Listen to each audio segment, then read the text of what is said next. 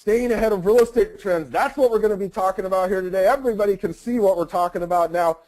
I'm super excited to have Stefan Swanepoel. Stefan is the author, he's a speaker, he's in high demand in the industry because, as him and I were talking about before we started off the call, Stefan is the only person in this massive industry that we have who takes the time, and it's a lot of time that these guys pour into this trends report every year, and they've been doing it for the last 9 years. But he's the only guy in our industry who's taking a kind of a broad overview and a look at what is going on with literally a multi-billion-dollar industry, and it's actually kind of surprising. So, Stefan, welcome to ActiveRain University today, and thank you so much for joining me. My goodness, I don't think I've heard so much energy together in 60 seconds. Bob, fantastic. Thank you for the invite, and hello to all the Rainers on the call today. So you guys are going to spend the next 60 minutes with us because, like I said, there's not a lot of places in real estate where you can come and get a discussion about just what's going on in this industry. And there's so many facets to the industry. And as Stefan and I were getting ready for the call, I said, man, I feel like I might be doing this thing a disservice because in our 60 minutes here today, we're not going to be able to get through even half of what he talks about in his trends report. And Stefan said, you know what, sometimes I feel like maybe I'm doing a disservice because in 150 pages, it's really hard to encapsulate everything in real estate. And so what Stefan does is every year he takes 10 things and he breaks down the trends of those things and kind of where they're coming from and what they're going to look like in the next 3 to 5 years. So Stefan, kind of give me that overview of what does real estate trends mean, or what are you trying to accomplish with the Swanepoel Trends Report? Thanks, Bob. We have a lot of great people that provide us information on economic trends and housing starts and mortgage rates. So the Trends Report, the Swanepoel Trends Report, doesn't cover any of those things. What the report tries to cover is for brokers and managers and top producing agents, those things that are hard to track but that impact your business. That's everything from mergers and acquisitions to new business models to new strategies online to new products and services to concepts that are influencing the profitability of a company, the profitability of an agent, the profitability of your association, new licensing, new education.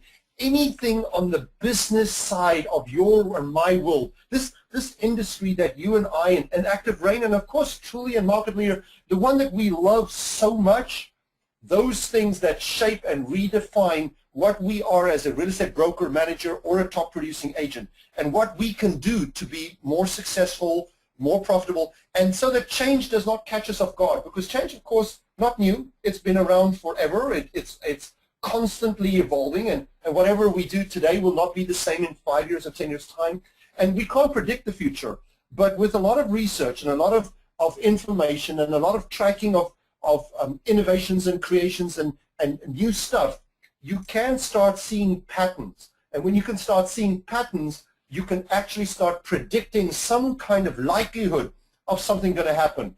And if you are aware of that, you can be better prepared for tomorrow. And that's what we're going to try to help your people do today. Be better prepared for tomorrow. Awesome. So, okay, so just for some context for folks, looking back, and you've been doing this for 9 years now, I asked you to just give me one thing that you think that you've written about in the last 9 years that was just, if somebody had been paying attention back then and had really started to position their business, that today they would be in a lot better position. Like, give me one of those home runs. Oh, wow. Well, we've been doing the Swanepoel Trends Report now every year for the last 9 years, and it's a complete rewrite every year. But I mean, I started writing about trends the first time in the United States in 1997. So that's 17 years ago, and that was the first book we wrote about trends. And even in 1997, we were already talking about the power of mobile. We were talking about the power how mobile and the connectivity of mobility is going to completely change the real estate transaction. And that's at a time when most of us did not even have a BlackBerry yet. I mean, the BlackBerry only really came out late 1990s, like 98, 99, and this was already in 97. We dedicated a whole chapter to mobile. So that's 17 years ago. And wow, today, are you kidding me? That's yeah, unbelievable. How many of the guys on the call today don't have a mobile phone? I mean, it's ridiculous, right? Everybody has a mobile phone. Everybody has a smartphone. Almost everybody has a tablet. Almost everybody uses it every single day. It wasn't like that less than a decade and a half ago. Wow, that's a big trend. Okay, and so just to make sure everybody understands that this is not like, it's not a science, right? I mean, in a lot of ways, Stefan, you said you guys analyze a ton of data and you're talking to the smartest people in our industry, but it's not a science. It's a little bit of an art. So give me, just so everybody understands how challenging this is, give me one thing that you maybe thought was on the horizon that just failed. Like it just was a strikeout. It didn't end up happening the way that you guys maybe thought it was going to happen. Yeah, Bob, a good question, tough one. I would say the hardest thing that I would consider as strikeout is timing. Okay. It is so hard to determine how quickly or how slowly will a trend evolve. If I look back to our 97 and 99 reports which we put out, almost everything that we predicted happened. But if we state that we think it was a 2-year or a 3-year before it reached a certain saturation point, we were almost wrong with the timing. Sometimes, I don't know, the industry's like herding cats, right? I mean, sometimes the realtors are slow to adopt and we hold back and we hold back and we hold back. And then suddenly, sometimes for the strangest of reasons, whether it's social media or broadband or video, you know, we hold back, and then suddenly it just explodes. And then we go from a low usage to a very, very high usage. So I would say the hardest thing to predict is how quickly or how slowly a certain trend is going to grab the attention of the market. You know what, and as I read the trends report this year, everything you talk about in there is something that you just, as a reader, you go, man, this stuff is coming. And you're right, you go, you know, I don't know if it's a year from now or it's 5 years from now, but this stuff is coming. So I could, as a reader, I could absolutely, you know, you can feel that in the stuff that you're reading, especially if, like I do, you keep an ear to what's going on in the industry to the ground, you know. So, okay, so this is the book, you guys, the Swanepoel Trends Report 2014. Stefan was awesome enough to, when you went to the website yesterday, you could actually get the trends report for $149, I believe. And so he gave us a discount. If you go there today and you do this when we're done, go to retrends.com. If you use the promo TRENDS99, you can get the trends report for $50 off, essentially, for 99 bucks. He's only doing that for ActiveRain members, and I really appreciate it. So I'll show you guys a way to take advantage of that at the end of the call as well. So you start off in the first chapter with kind of this overview of the future of real estate, and I think in there you talk about some things that really are almost foregone conclusions for what's going to happen this year in the industry. So as kind of looking at a high level, what are some things that really stand out and maybe some things that you think are foregone conclusions this year? Bob, when we look at trends, you know, just remember, I'm not selling a product, right? I mean, when I today talk about Truly and I say nice things about Truly or any other organization, I'm not promoting that company because I'm an employee of Truly, right? I look at trends and I look at what's happening fundamentally to our industry, and is there a driver? Is there a catalyst? Is there something bigger than you and me changing and shaping the industry? So when I say things like institutionalization, right? I mean, a big word. What does that mean? It means that our industry, which was a mom and pop industry for decades, if not centuries, which was, whether it was from a local mortgage broker side or a local mortgage company side or a realtor side or the owner of home side or the technology side, most of the players in our industry have always been relatively local, geographical, mom-and-pop institutions or organizations. And in the last 2 decades, I mean, if you look at some of the big companies we have in this industry, Realogy, and it owns Coldwell Banker and Century 21 and ERA and Sotheby's and Better Homes and Gardens, that's a huge public company today. If we look at Berkshire Hathaway, they own Home Services and Berkshire and Prudential and Real Living, that's a huge public company. If we look at you guys, Trulia, that's a huge big public company. If you look at your competitor Zillow, of course, that's a public company. If you look at RE/MAX, they've just gone public. So most of the big real estate entities are public. Of course, the mortgage companies, the banks, the Wells Fargo's and the Bank of America's, I mean, they're all public. But now also look at, even you have things like Blackstone Capital that's been buying up houses. We now even have institutional organizations that own 20s, 30s, and 40s of thousands of homes in certain towns and cities and states across the country. This industry is no longer just a mom-and-pop business. It is, as you said when you started, Bob, which was accurate, this is big money, my friend. I mean, just last year, realtors earned approximately $60 billion in commissions. We have, and we are on many people's radars. And then, of course, technology. You can't ignore technology. It's not that technology is new. It's what's new in technology. Every year, we have a new innovation or 2 or 3 or 4 or 5 in this total wave of technology. And technology is, whether it's broadband, whether it's video, whether it's texting, whether it's social media, it doesn't matter. But there is this constant innovation, this hunger, this thirst to innovate whatever they touches. And it's not just us. I mean, they've innovated the medical industry, and they've innovated book selling, and they've innovated airplane tickets and travel. But our industry's in that side, and we're not getting out. And at the same time, mobile, which of course is technology, is so big that we put it in its own category, because just the evolution of the ability to carry with you a device anywhere, any place, and do anything. I mean, I can be anywhere in the world, and I can do a transaction, I can sign a document, I can sign an agreement, I can create a digital filing cabinet, I can search for real estate, I can go onto Trulia, I mean, I can use your software, I can connect to my office, I can do so much stuff that I couldn't do anywhere, anytime, any place 2 decades ago. And then last but not least, societal changes. You know, we keep on saying, well, people have different opinions. We do, of course we do. Everybody in the call today, all 1,000 of them have a different opinion. But our opinions are largely influenced by the time and the period and the generation in which we grew up in. It's not that it's a Gen X or a Gen Y thing or a baby boomer thing, but baby boomers do think differently from Gen Yers. Why? Because they were born into a period 30 years before a Gen Yer. And when a baby boomer was born into real estate or got into real estate 30, 40 years ago, there wasn't technology as there is today. When a Gen Yer gets in today, technology is everywhere. So the approach of a Gen Yer to a problem, to a solution, is often, not exclusively, it's not just an age thing, of course, but it is predominantly influenced by the fact that younger people are more affluent, more open to accepting and using more technology in a more robust manner than on average, a person who is maybe 30 or 40 or 50 years older is. So it's that societal change that is constantly taking place. I mean, we've had it forever, but we today have 6 generations of people alive in the world, of which 4 are actively in business. And we need to understand each of those generations considerably think of a solution in real estate differently than the other.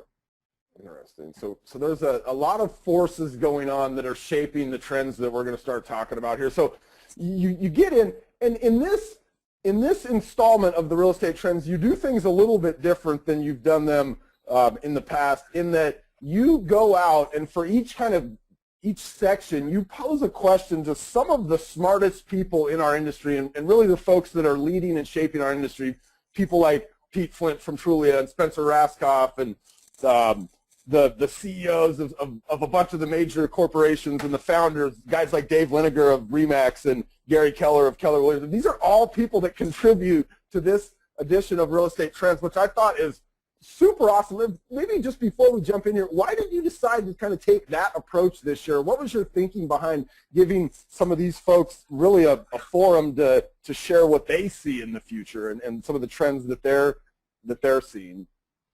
We have always allowed outside people or people who are not on the editorial staff at my Swanepoel Trends Report team to contribute. So if you turn back in previous issues, you'll see that we've had contributions from others, but in most cases it's always been maybe me talking to them and getting a paragraph or a sentence or a quick comment.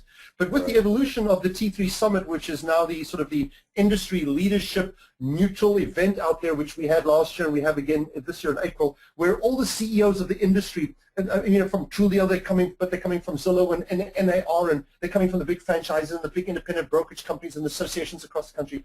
We're bringing those people together to sit and talk about the commonality of problems and the similarity of solutions and where we can work together.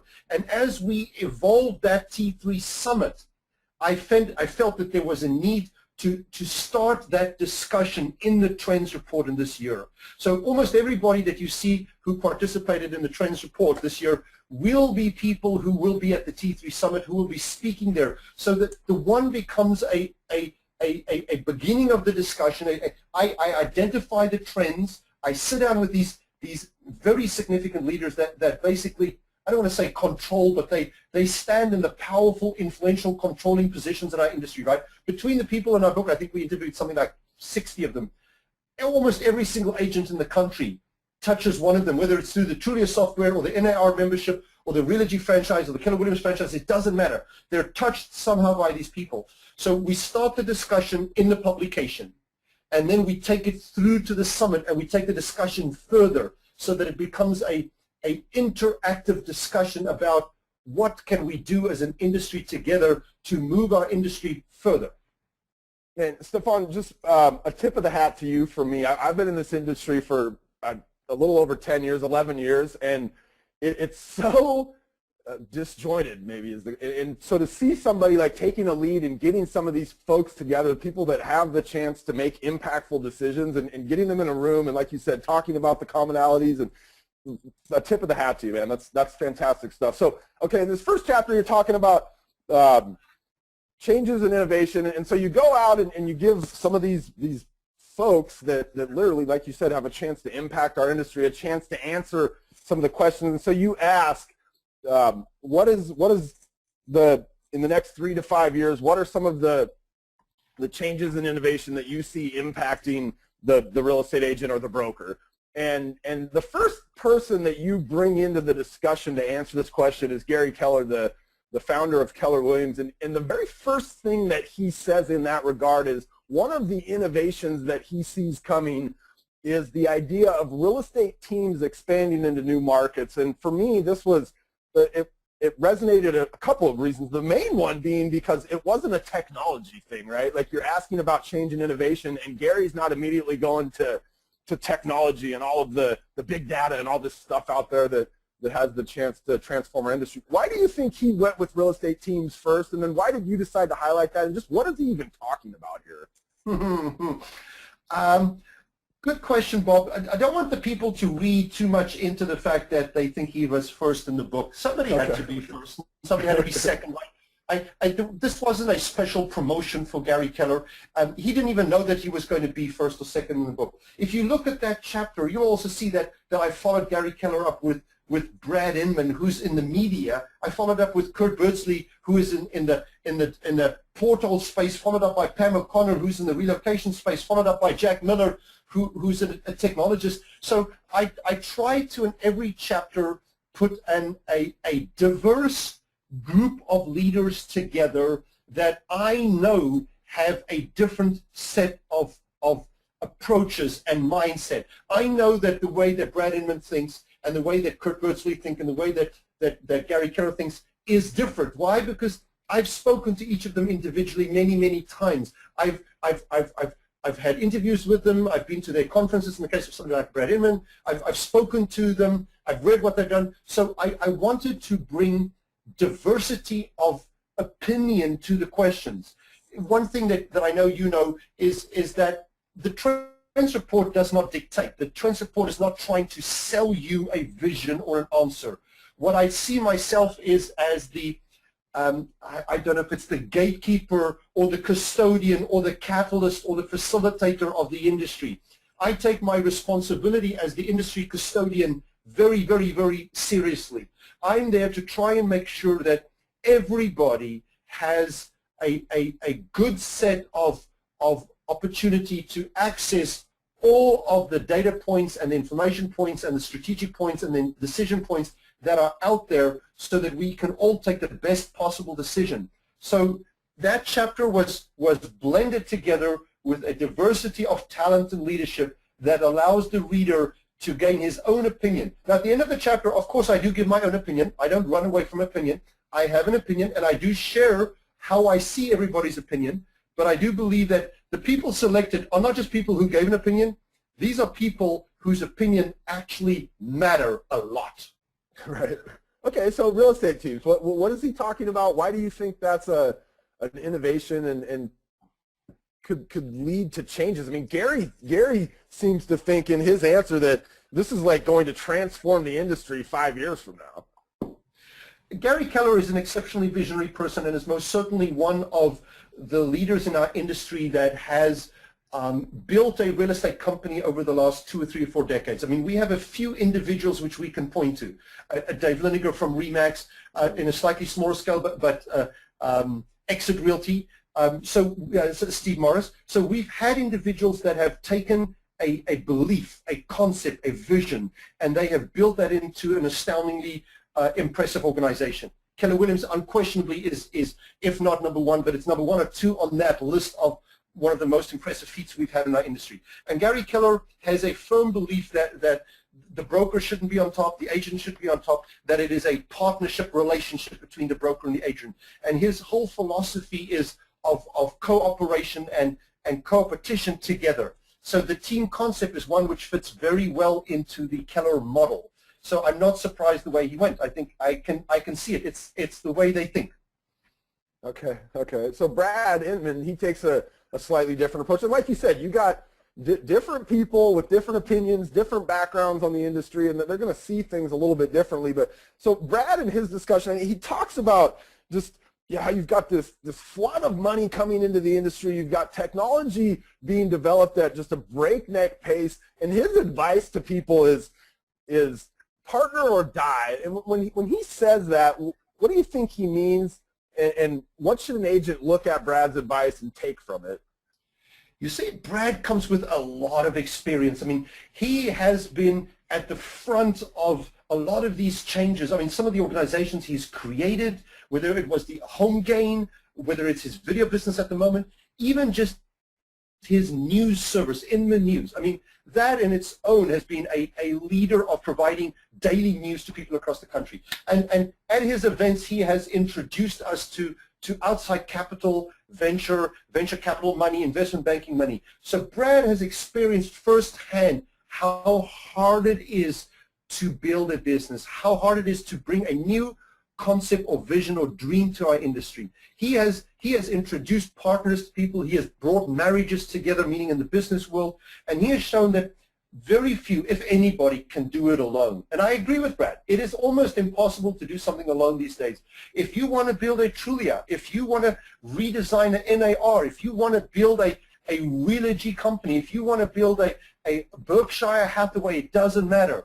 You need to put a team together. There are, just as Brad says, too many moving parts to be able to do it all together. It's too complex. And Brad understands that, and that's what I think he was trying to share with all of us. Do you think that he's looking at that from like an agent level and even a brokerage level? Like, because I almost read into that, like if I'm a broker, he's saying, hey, you need to find like technology companies to partner with. Like, these things are happening at such a breakneck speed that as a broker, like, you just aren't going to be able to have the resources to put into, building your company's website out, for instance, like, because it's going to be 5 years from now, it might be a completely different thing, and now you spent so many resources on that if you were partnering with a technology company, like, they have the resources to keep up.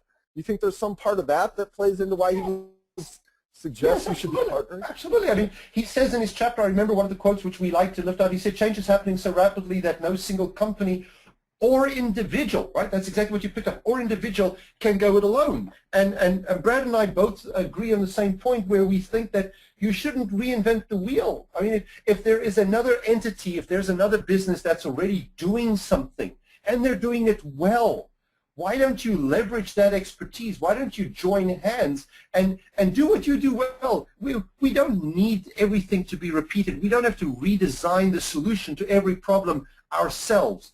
Many times the solution is already out there. Go fetch the solution and repackage it or retool it or customize it for your local market. But many times it's there. We're a little arrogant sometimes in this industry, and we're a little egotistical. We always want to do it ourselves, and we think our training course, our franchise, our association is so much different or so much better or so much more unique than the other. And those few of us, like Brad and myself and many of the other great consultants in the industry, I mean, the Stephen Murrays of this world, the Jeremy Conaways of this world, those of us which have the privilege of traveling and have seen different companies and different associations across the country, notice with frequency how many times things are the same. There's similar problems, similar solutions, and sometimes you can learn from somebody else and you can get to the solution much quicker than just being a dumbass and finding it out yourself.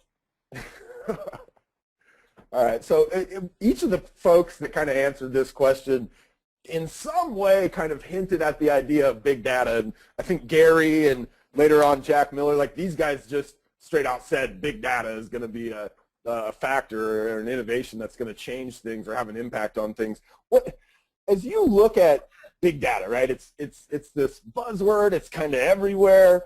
Where do you see big data having the largest impact in the next 3 to 5 years? And then is there anything an agent can do to take advantage of big data in real estate? Because I think the vast majority of agents just won't be capable of collecting or maybe interpreting big data, right? I mean, these are things that companies like Trulia and Zillow will probably be more capable of doing, but where do you see big data kind of fitting into an agent's life?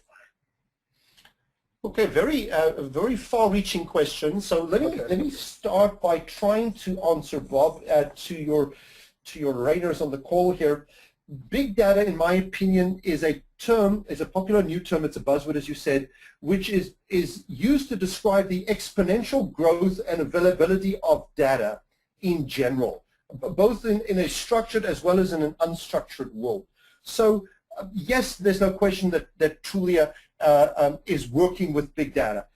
But at the end of the day, in our world, in the world which the listener on this call today is working, I think big data includes all of real estate data, whether you break it down to a local area, whether you're just talking about your MLS data. It is a buzzword which is helping us understand that in this big shift of technology in general, 20 years ago, we jumped on the WWW and we said the World Wide Web is everything, right? And then a few years later, we jumped on the mobile phone concept. Then we jumped on the fact that YouTube was taking over. And then we said, oh, but Facebook and social media is super important. And then we started talking about tablets. And now it's digital filing cabinets and it's digital signatures. Each of those are just a subset. It's just a descriptor to help us understand and be sensitive towards a piece of technology. Big data isn't new. Big data is a descriptor which we're using to sensitize and tell everybody that now that the world has been automated, now that we have opened up all these millions of silos of information that for a long period of time was either inaccessible, it was either offline, or it was a proprietary information, and as this data now becomes more readily available to everybody, we are finding out we can do more with data than we ever even knew we could. I mean, we didn't even know what things were possible. We are coming up with ideas of applications. We are slicing it and dicing it. We are finding ways to put apps on top of it so that we can view it in different kinds of ways. That's not the point. The point is that data is important. Data exists. There's a lot of it going around. You own some of it. You're involved with some of it. You look at some of it. Trulia has some of it, Zillow has some of it, the consumer wants to look at it, and different companies are allowing us to look at it in different ways. Agents have to say, forget how I did real estate 10 or 20 or 30 years ago. The fundamentals still remain the same. I understand the relationship and the trust and the referrals, and people want to have a personal touch. We're not saying that goes away. Don't go extreme on me here. We're saying the way in which you build that relationship, the way you find the relationship, the way you keep the relationship, the way you transact in the relationship is gradually evolving as technology, and a subset of that technology is big data. As big data and technology grows and evolves and becomes more readily available, the new consumer, we spoke about the societal changes, the new consumer, meaning the more progressive one, the more data hungry one, the more mobile one, the more younger one, is asking us to provide them data in different ways. Anywhere, anytime, any space, any way sliced and diced, given to me the way I want it. How do they want it? They don't even know they want it. Just like Stephen Jobs said, I will give you a product that you don't know that you want it, but once I give it to you, you won't want to live without it. We don't even quite know what the consumer wants because the consumer himself isn't 100% sure, him or herself.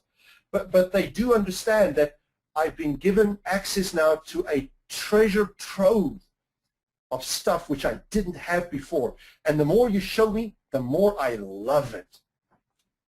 So I was at the RE/MAX R4 conference, I don't know, a couple of weeks ago, and I came across one of the companies there. I believe it was called SmartSIP, but they essentially do predictive analytics to look at certain areas like a subdivision, for instance, and they attempt to predict who's going to be the most likely person to move in the next 6 months, right? And so they're looking at all sorts of data, big data, right, to try to help agents become more effective at who they should be marketing to today, because that person's most likely to move soon. So things like that, right? I mean, there's going to be all these kind of these things that come out of this big data revolution that agents will be able to take advantage of. But like you said, it's going to be, a lot of it's going to be predicated on what does the consumer want, and they might not even know what that is.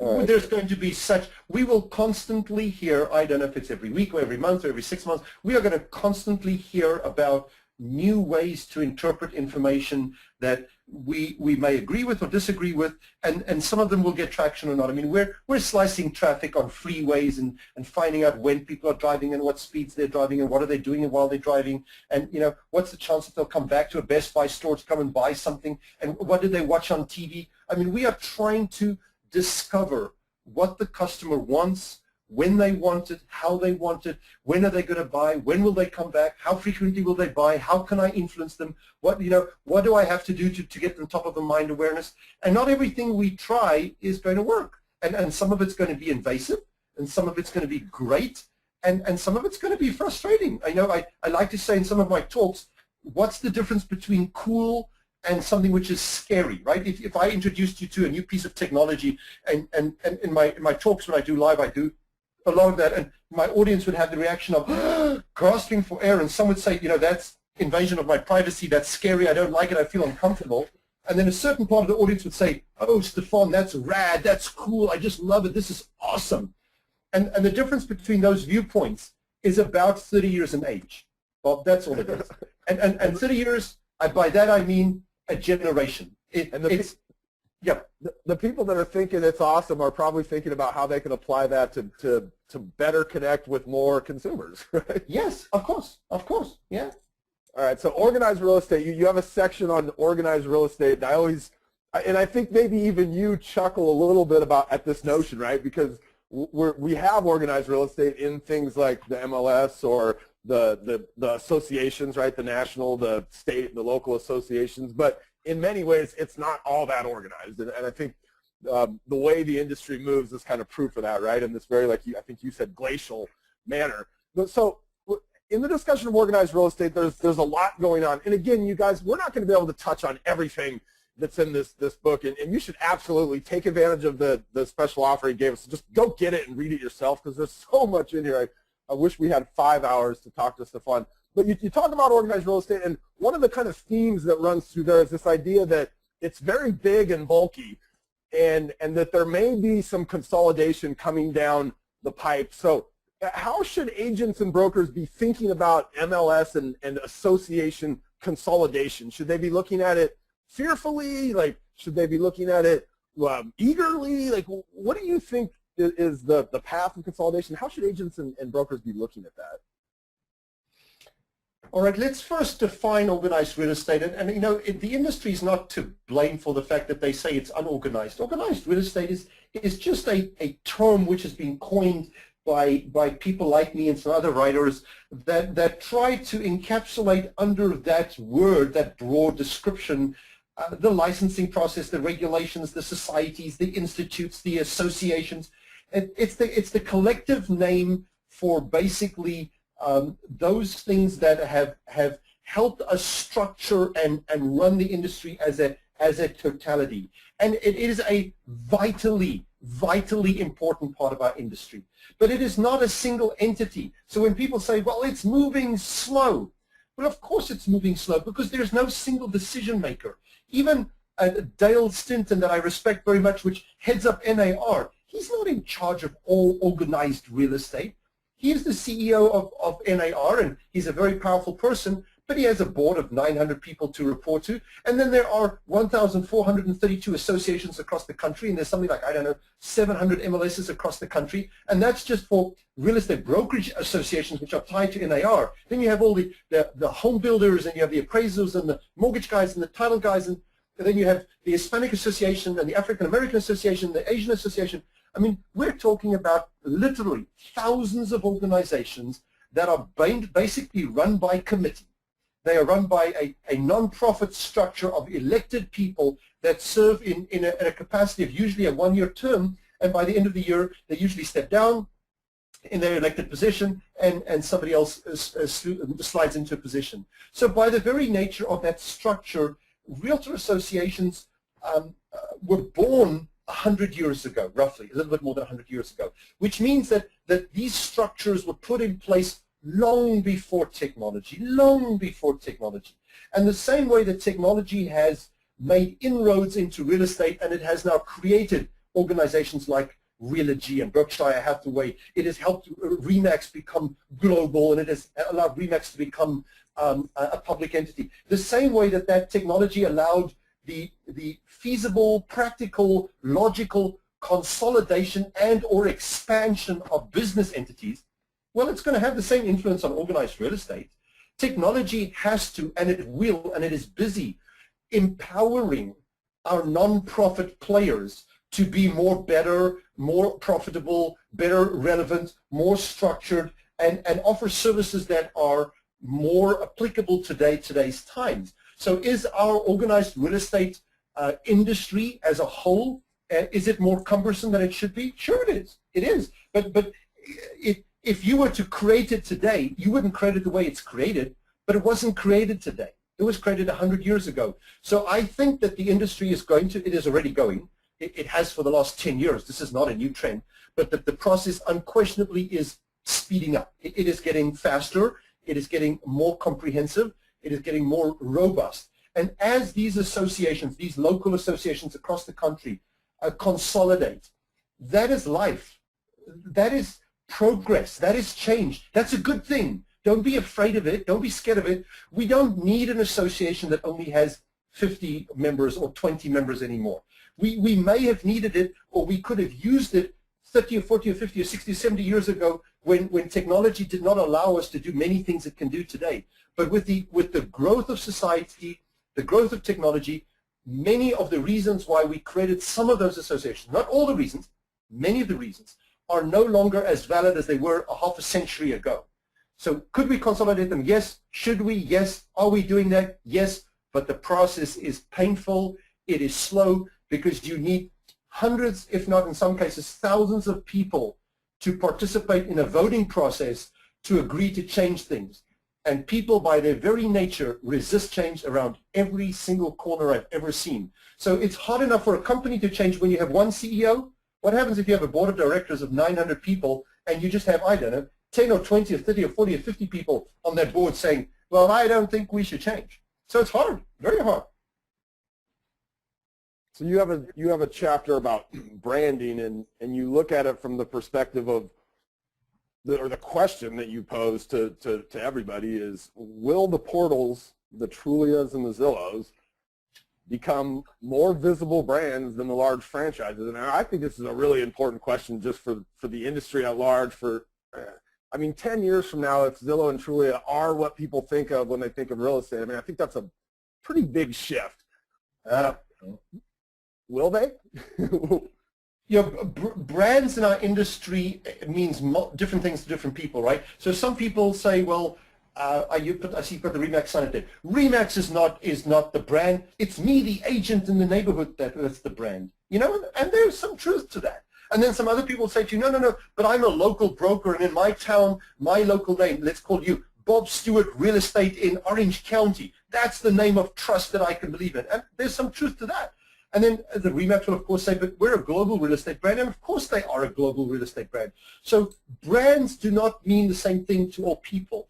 Therefore, when people say to me, but Trulia is not a brand, how could you say that? How could you not say real estate or Zillow or Trulia is a real estate brand? Of course they are a real estate brand. And if you say to me, well, Trulia doesn't sell real estate, yeah, of course I know that. I'm not stupid. I've been researching this. I've written 25 books. I know that. But who said that a real estate brand has to be the person who holds the license? Who says that a real estate brand has to be the local agent or the national franchise? A brand means any identity that another person is influenced by, to go towards, to use, to leverage, to buy, to refer, to talk about. And do we go to cocktail parties? Do we go to barbecues? Do we go to football games? And somebody says, oh, well, did you see on Trulia that my house price is worth this? Or did you get a Zestimate on that? Or did you Trulia this? I mean, so what I'm trying to get to is brands are not just real estate brands. Yes, of course, those are the brokerage brands or the franchise brands. But ListHub is a brand. Top Producer is a brand, right? DocuSign is a brand. .loop is a brand. The only difference is that most of those brands were always before either a product or a software platform or a local service. But Trulia and Zillow have for the first time really created national brands that are recognized by the consumer. So when we have a product before, which was a software product that was used by agents, or a trainer that was used by agents, the consumer doesn't know who Floyd Wickman is. The consumer doesn't know that there's a Realtor University. The consumer didn't know that an agent used Top Producer software. But they do now actually start knowing that there is something called Trulia. And the fact that they start to know that and they start to associate that with real estate means that for the first time we are introducing new brands into real estate. Now again, remember, as an analyst, Bob, I don't say that that's bad. I'm just saying that that's a fact. And that is just an important awareness. I don't think that Trulia or Zillow are any more outsiders. I know people say, well, those are the enemy. They're not the enemy.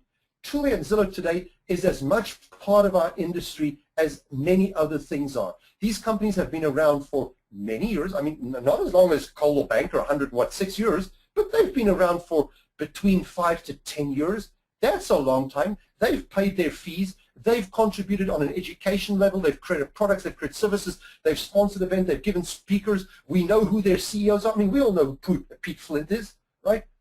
If I said to you, who's the CEO of some of the other products and brands that you just mentioned, you might not even know. But we've seen some of these brands on television. So these brands are here. They're real. They're important. We have to understand. Okay, and I think that's a very valid point, that as an agent, you have to understand these brands are real. And there's a comment that came in that said, Zillow and Trulia they have inaccurate data, they're useless. But the reality is the consumer is going there, right? I mean, they're not useless to somebody, right? Zillow, it's not useless to the 60 million people that went there. It's not useless to the 40 million that went to Trulia last month. I've heard that argument, of course, many times, Bob, that it's inaccurate data. And I understand that that comes from a real estate licensed agent and or broker, because that's where it comes from. It is, however, whether that's an accurate information statement or not an accurate statement, it doesn't matter, right? You don't know whether Amazon.com's information is more accurate than Nordstrom's information, or more or less accurate than Apple or Microsoft or Best Buy's information. But you go to Apple or Best Buy or Amazon because there's a product you want, or because there's a website you want, or because you're aware of the brand, or because they're offering you a good price or a good service. There's a reason you go to that stuff. There are millions of people that go to Trulia and Zillow or whatever brand every single day. Whether the price is accurate or not, that's no longer the point.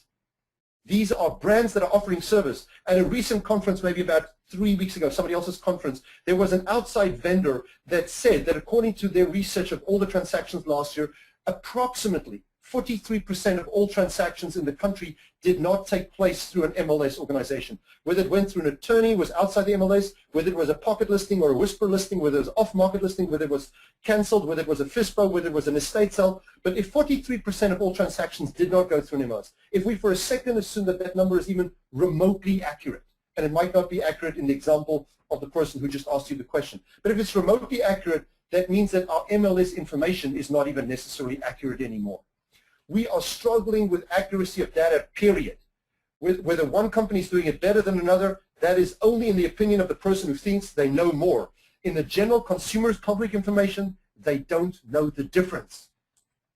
Let me just can we just get this out of the way? Like, they are not trying, Trulia and Zillow are not trying to disintermediate the real estate agent, right? Like, nothing that's ever come from one of these companies, and guys, now we're owned by Trulia, right? ActiveRain is owned by Trulia. I've sat in plenty of meetings. I've never once heard anything even remotely close to somebody saying, like, oh, we're going to get rid of real estate. I mean, that's not their aim or goal at all, right, Stefan? if you remember, Bob, about 15 years ago, there was this huge scurry at that point in time. I think it was about 1997 to 1999. If you read back in those times, I was there. I wrote books at that time, so I have a good memory of it. And they were saying that agents were going to be disintermediated. Let me echo what you just said. I don't think for 1 second that at this point in time, or for the foreseeable future in which any of us which are today on the call are going to live or operate in, that we have to have any real threat that somebody's going to disintermediate the agent. There will always be, according to current indications and current tractions and all of my current analysis, there is a dire need for a professional at a local level to build a relationship with a buyer and a seller and to negotiate on somebody's behalf and to conclude a meaningful transaction at a fair and effective price. Now, can technology, can lead generation, can document signing companies, can back office software help in the automation of some of the functionality of a real estate professional? Yes, unequivocally yes. We have seen lead gen be automated. We have seen document signatures be automated. We have seen forms be automated very effectively, even more effectively than it was done when it was in the hands of brokers before. But we are not saying that the entire transaction in its totality, therefore the tasks of a real estate professional, is going to go away. It is going to change. Bob, that for certain, that we understand. A real estate professional has to now learn to use some of these technologies. But neither have I. In all of my dealings with Trulia, in all of my dealings with Realtor.com, in all of my dealings with Zillow, I have not heard or seen that there is any indication of any of those organizations that have a desire to want to become a real estate professional. It is the part of the transaction they want to stay away from the furthest. Chris said, and I know this, we used to run a brokerage. He said there's not a ton of money in being a real estate brokerage. And that's getting squeezed even more and more as the years go by. So I agree with Chris. Like, it's just not a good plan. Adele says, hey, how can we benefit as a realtor with these resources, Zillow and Trulia? I mean, obviously you can pay, right? Like, they're a paid advertising model. But there are a lot of free tools that these sites give you. Like, I don't know Zillow's free tools as well, but I know on Trulia you can go on, and if you're a listing agent, you can claim your listing. And for free, you're going to show up on the page with your listing. So you guys need to get in there and understand these tools, right? It doesn't matter if you think the data is inaccurate. 60 million people went to Zillow last month. 35 million went to Trulia last month. You guys, like, your clients are going there. You have to be visible there somehow. All right. Bob, those numbers you've just given, Bob, those two numbers you've just given, yep, those are off-the-wall numbers. I mean, I don't know if any of our readers or our listeners today understand how big those numbers you've mentioned. We have never in our industry ever, ever, ever, in anything that I could research, again, and you're talking to the guy who's written more books on real estate, on the subject of real estate, than any other person. You can go to Google and go find out. Nobody's written more than 25 books on real estate. And I'm telling you guys, when you start saying 35 million views per month, or 69 million, whatever the number is, and even if you want to say, oh, well, that includes looky-loos. Yeah, so what? Well, that includes maybe some duplication. And your point is what? Those numbers dwarf anything we've ever done. They are frighteningly big. And we have to learn to understand that the person who looks at real estate online today is significantly different from the person that walked into a real estate office on a Saturday or a Sunday 30 or 40 years ago. It's not the same. None of the stats are the same. Of course, he's not the same qualified. Of course, a personal relationship is I would much rather have a personal relationship with a potential buyer than get one lead only from Trulia. But I would rather get a lead from Trulia than have nothing. We have to understand it's a whole new world we're playing in. Let's we're gonna go past that one. We're getting okay. So like I said, there's so much stuff in here. I took like 4 questions out before we even got here today. Consumer Financial Protection Bureau. So this is kind of a new entity. A lot of your responders say this may be the most powerful bureau right now, kind of operating at our nation's capital. And they've already started to look at what? They've looked at the credit card industry, they've looked at payday loan industry, and now this last year in 2013, they're looking at the mortgage industry.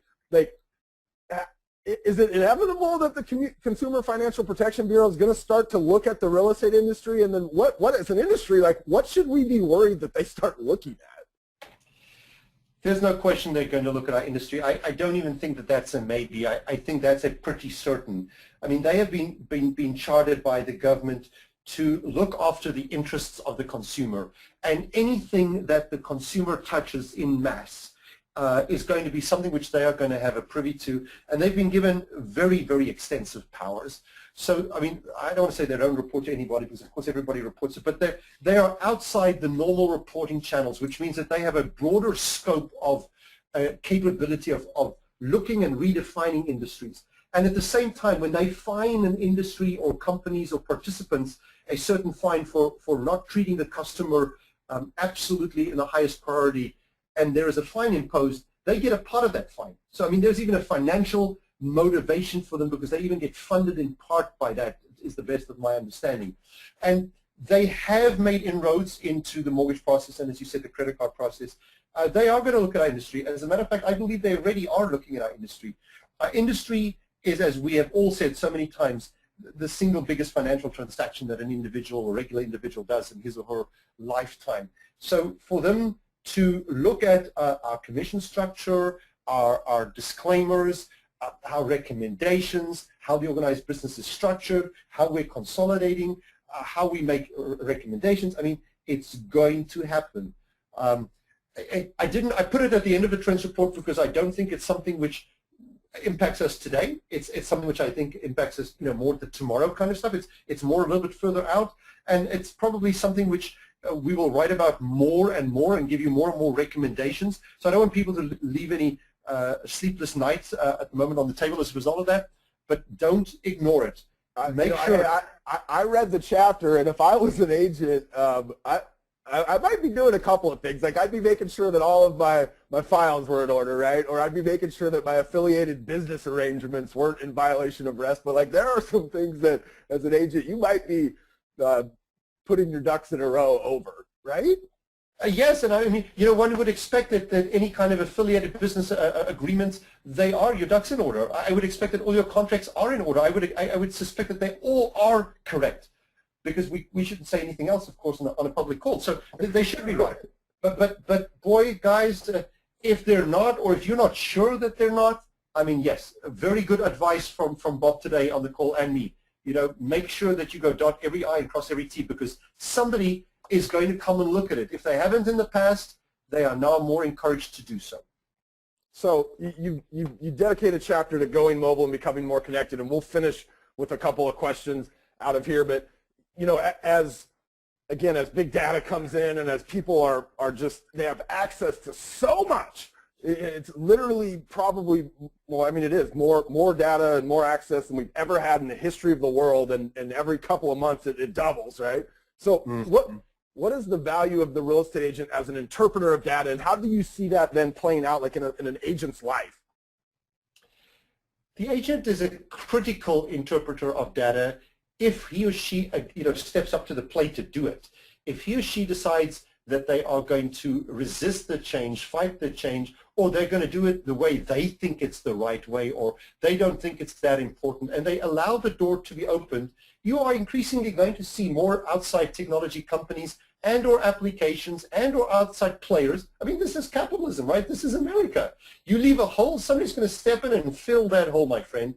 If you think that you are only going to survive because of your relationships, yes, I understand relationships are incredibly valuable, but it is not going to be strong enough to hold you for I don't know, for another decade going forward. You've got to understand CRM. You've got to understand Google Analytics. You've got to understand how your website works. You've got to have the best technology. I mean, how many of the people on the call today actually understand the technology they have and what it can do and all the power it has? I mean, I've sat down and I created with two of my partners, Michael McClure and Jack Miller. We sat down and we created a real estate buyer's guide where we looked at all the CRM packages. And again, we don't own CRM packages, but we looked at all of the equipment and the printers and the smartphones and the websites, and we said, wow, let's look at all the lead gen stuff out there. Which ones are the ones out there? Guys, you've got to do that research. And if you're not willing to do that, I've done it for you, and I'll give it to you free. I'll give it to the Rainers today free. Go to t3experts.com/tech, T-E-C-H. So t3experts.com/tech. Go download yourself, I think it's a 40 or 50-page free PDF buyer's guide for a real estate professional. The kinds of things that you've got to know how to use technology. And every 3, 6, 9 months, I'll give you some more updated information because it is constantly changing. You've got to stay at the cusp of change. It's critical. I look at like you a site like Trulia or Zillow, right? They've got things like market statistics on there. Like for a consumer to go in and just look at a bunch of pretty charts and graphs, and that's one thing, right? But for an agent to take that same data from their MLS and actually put context around it for a consumer, like to me, a market report is a perfect example of an agent taking data and then interpreting it and putting a filter on it so that the person on the other end can actually take the data and make sense of it, right? Should I buy or should I sell my house today? Right? Like I can go to Trulia and look at all these stats and charts and stuff, but man, I've been in real estate for 11 years and I'm still not sure I can make sense of it. Like a real estate agent can put context around data, and a market report would be a simple example of that. Yeah, you know, you said a scary thing there, which I have to absolutely agree with you. But I mean, it is a scary thing. The more I analyze, the more I research, the more I write, Bob, the more stupid I feel. I really. And I mean, I know I'm not stupid. I know I'm smart. I mean, I know I've written 25 books. I mean, so this is not arrogance talking. I mean, I know a lot. But there are days which, Bob, I want to walk away and I want to run away and say, this is too hard. Because every time I sit down to try and get my hands around a trends report, I realize the difficulty and how hard it is for people like the people on this call that are busy working with buyers and sellers and what they do, and they're interacting and they're doing transactions, and they know their neighborhood. They don't have time to do what Trulia does. They don't have time to do what you and I do. Like Brad Inman said, use your partners, use your allies, use the research. You know, buy the books. I'm not trying to sell a book here, but my goodness, guys, for $50 or a free download or $100 for a book, it took me 600 hours with all the knowledge I have to write that book. If I charge a couple of $100 an hour, we're talking of tens and tens and tens of thousands of dollars for you to do the research. Go to the events, go to the seminars, read the stuff. Change is happening so fast and so quickly.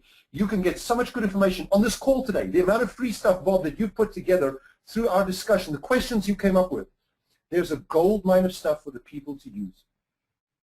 But it's just a matter of them getting out and doing it. Okay, it's the top of the hour. We got. Okay, here it is. So I actually, a bunch of folks, when Stefan mentioned where you can go and get that free download, everybody was saying, wait, can you repeat that? Can you repeat that? I sent the link out to everybody in the chat. So if you look in your chat area, there's a link from me for that, the place you can go get that free download where Stefan and his partners talk about just a ton of the different products out there in the real estate space and kind of what they do and how they stack up against each other. So again, man, thanks a lot, Stefan. I get to do these with you once a year, and I look forward to them. And I don't know, I love our industry, man, and I can tell that you have the same passion for it. And so it's really just a pleasure for me to get to sit down with you, and hopefully the Rainers that joined the call today got a chance to take something away from it. And here's what I would have you guys take away from it. There is a lot going on in our industry that directly impacts the job that you do. And so if you just stick your head in the sand and keep doing the same thing that you're doing day after day, you're going to pull your head out of the sand 5 years from now, and you're not going to be where you want to be. So Stefan, thanks a lot for joining us today. I really appreciate it. My pleasure. Thank you, my friend, and thank you to all the ActiveRainers. Thank you to Market Leader and Trulia for hosting the call today. Okay, you guys have a fantastic rest of your week. We'll see Stefan in Vegas for his T3 Summit here in about a month, and you guys have a great rest of your week, a great weekend. On behalf of Carrie, Michelle, or Carrie and Alicia, who are always behind the scenes, I'm Bob at ActiveRain University. Bye-bye, everybody.